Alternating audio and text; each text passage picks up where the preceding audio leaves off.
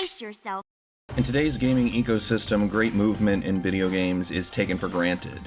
We see tedious, uninteresting walking segments to intrude upon scenes of action. We see the segmentation of game spaces behind load times or cutscenes.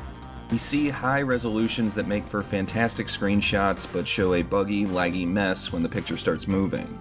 It makes it all seem that movement is something archaic or valueless, something that today's gaming culture doesn't really need. Stagnancy is not just an occurrence, it's a symptom. The recent developments in the industry make the symptom even easier to detect. The current trend of looking good as opposed to moving good is one that's crippled the identities of series for years. Perhaps it's the current culture's obsession with quantity over quality.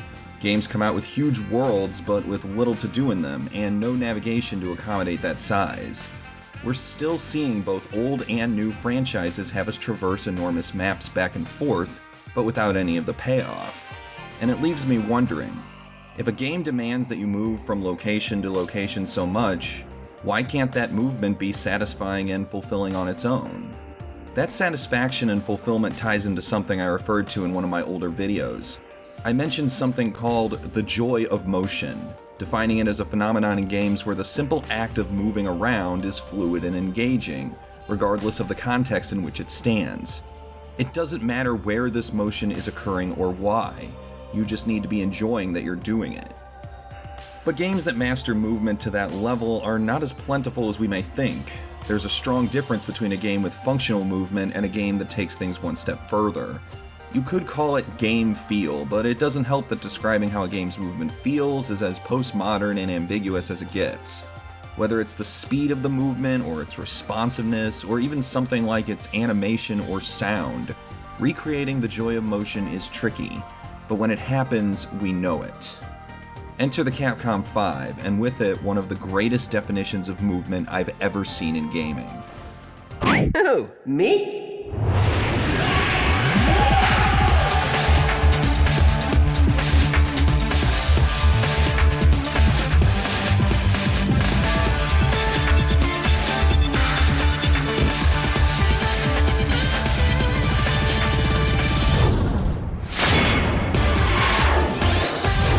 Viewtiful Joe. Hideki Kamiya is a man I can't help but respect. All blocked jokes aside, I don't believe there's a single person in the games industry who's made movement in a game feel so lively, natural, and free-flowing.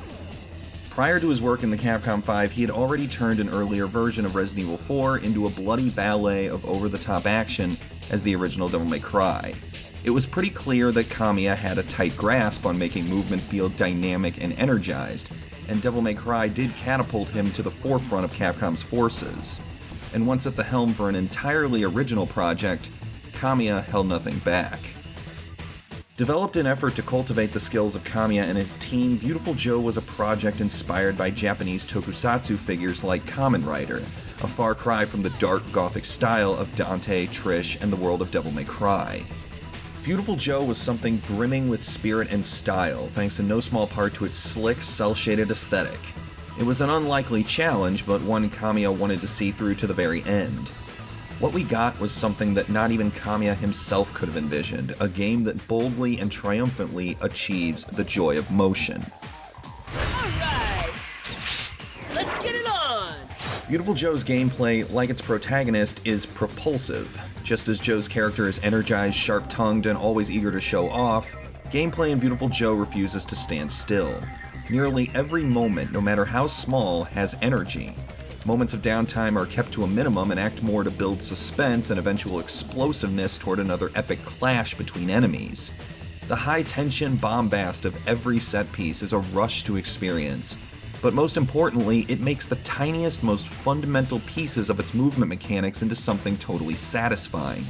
All in all, it's just fun to move in Viewtiful Joe. So let's go to the beginning, to the simplest point of Viewtiful Joe's design, basic combat. When initiating a basic punch-kick combo, Joe's character model moves forward ever so slightly, narrowing the distance between him and an enemy. When performed perfectly, this can close small gaps while preserving combo length and the rewards that come with it. Better yet, attacking a dazed enemy while using the slow ability brings up a crosshair around them, allowing Joe to hit the enemy and send it flying in another direction. These enemies can then impact other enemies, causing damage in the same way a projectile does.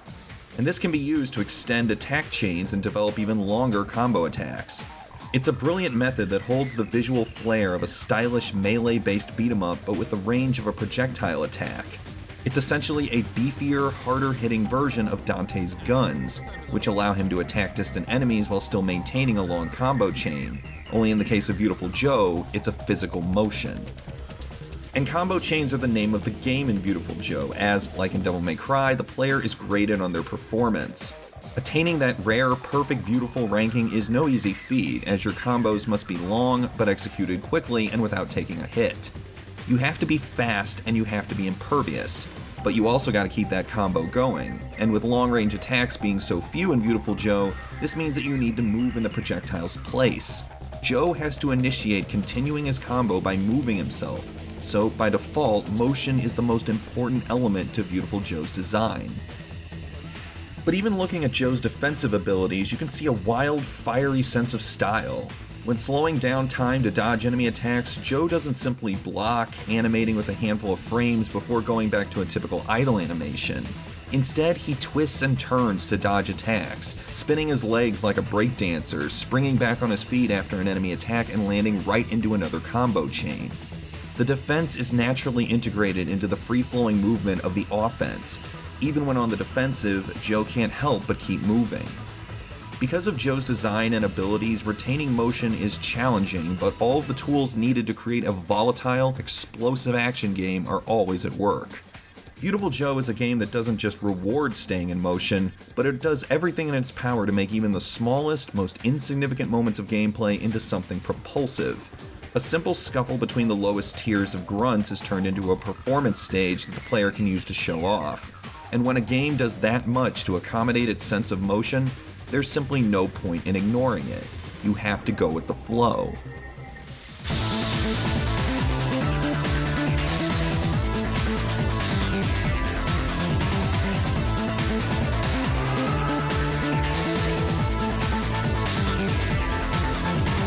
Kamiya's creative mentality couldn't be more transparent than in Viewtiful Joe.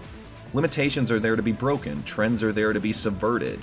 Viewtiful Joe was a 2D side-scrolling beat-em-up based around overtly Japanese cultural icons.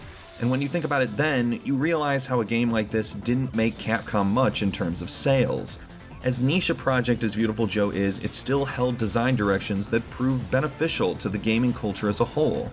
As games like The Dishwasher and Fury have shown us, movement is crucial to eliminating moments of tedium. And the fresh talent who grew up with Kamiya's work are continuing the standards set in his games. Viewtiful Joe is Hideki Kamiya's battle cry. No game in his already shining career has delivered this level of conviction into keeping itself moving. For every moment of calming peace, there are dozens of moments of high-intensity, adrenaline-drenched motion. Kamiya made it possible for the smallest bits of his game's animated design to not just feel valuable, but feel lively. A simple dodge, a simple punch or kick, they all give off a vibe of energy, that satisfying desire to never stop. That is the joy of motion.